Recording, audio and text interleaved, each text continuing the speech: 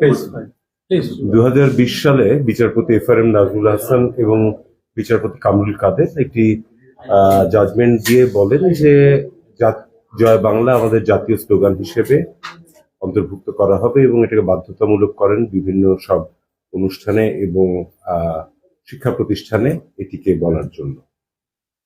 আমরা এটির বিরুদ্ধে আপিল করার অনুমতি চেয়ে লিভ টু আপিলের দরখাস্ত দাখিল করি এবং আজকে সেটার শুনানি হয় এবং দীর্ঘ শুনানি শেষে আপিল বিভাগ জয় বাংলার যে জাজমেন্টটি ছিল সেই রায়টিকে আজকে স্থগিত করে দেন। ফলে এখন থেকে জয় বাংলা আর আমাদেরকে বাধ্যতামূলকভাবে উচ্চারণ করতে হবে না। রাষ্ট্রের আপত্তির জায়গাটি কোথায় ছিল জয় বাংলা? প্রথম আপত্তির যে বিষয়টি সেটি হচ্ছে যে এটি সম্পূর্ণভাবে একটি পলিসিগত নীতিগত বিষয় সিদ্ধান্ত, যেটি নিবে পার্লামেন্ট অথবা যেটি নিবে সরকার, মন্ত্রিপরিষদ হোক, সরকার হোক, এবং একটি দেশের জাতীয় কোনো কিছুকে ঘোষণা করার আগে একটা পপুলার ম্যান্ডেট অর্থাৎ জনগণের কাছ থেকেও এটা শোনার প্রয়োজন রয়েছে। কিন্তু একটি রিট পিটিশন দাখিল করার মাধ্যমে, পাবলিক ইন্টারেস্ট লিটিগেশনের নামে একটা রিট পিটিশন দাখিল করার মাধ্যমে কোনো প্রকার আইনগত ভিত্তি ছাড়া এটিকে ঘোষণা করে দেওয়াটা আইনগতভাবে বৈধ নয়। এটি ছিল হচ্ছে আমাদের মূল প্রতিপাদ্য বিষয়।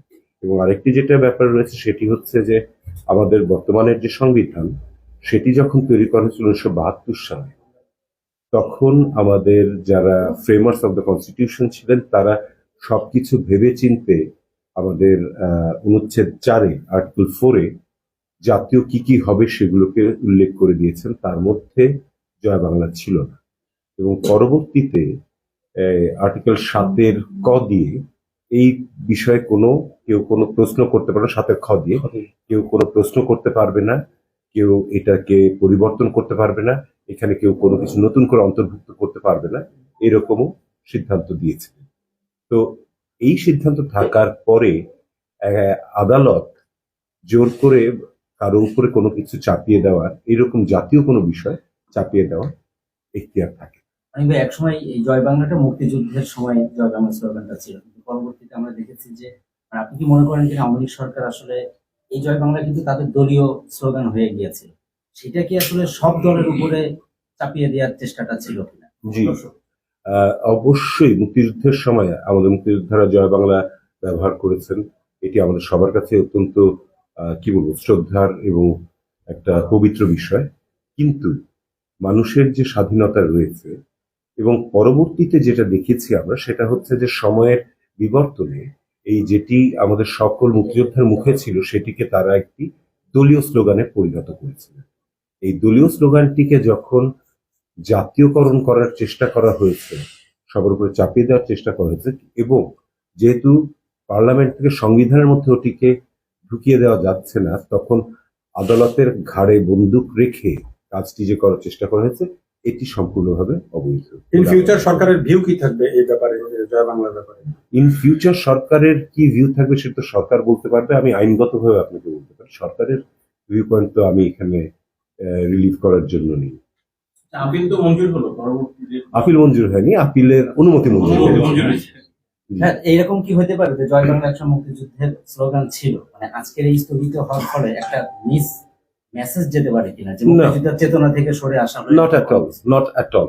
মুক্তিযুদ্ধের সময় শুধু জয় বাংলাই যে একমাত্র স্লোগান ছিল তা কিন্তু নয়, আরো অনেক রকমের স্লোগান সেখানে বলা হয়েছে।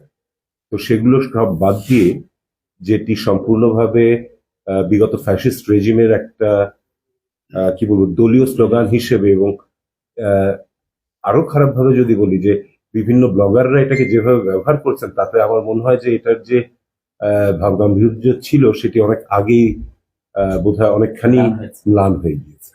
এখানে নতুন করে কিন্তু মুক্তিযুদ্ধের সময়কার জয় বাংলার যে কি বলবো প্রভাব, সেটা কিন্তু কেউ অস্বীকার করছে না।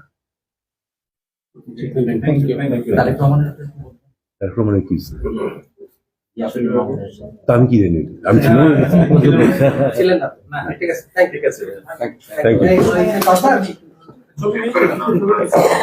বসেন ছবি নিব। আমরা এখন ওনাদের সাথে খুব জরুরি বিষয়ে কথাবার্তা বলছি।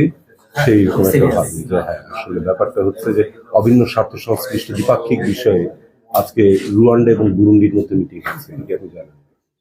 সেখানে কি রুয়ান্ডার জেনোসাইড নিয়ে কোনো আলাপ হয়েছে? কি নিয়ে? রুয়ান্ডার জেনোসাইড না, এখানে একটা আজকে ইন্টারেস্টিং জিনিস হচ্ছে, গতকালকে আমাদের এক ছবি নেন?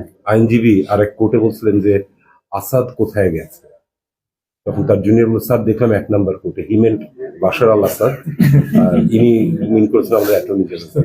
তবে অ্যাটর্নি জেনারেল স্যারকে জানাইলাম যে আপনাকে কিন্তু এভাবে খুলে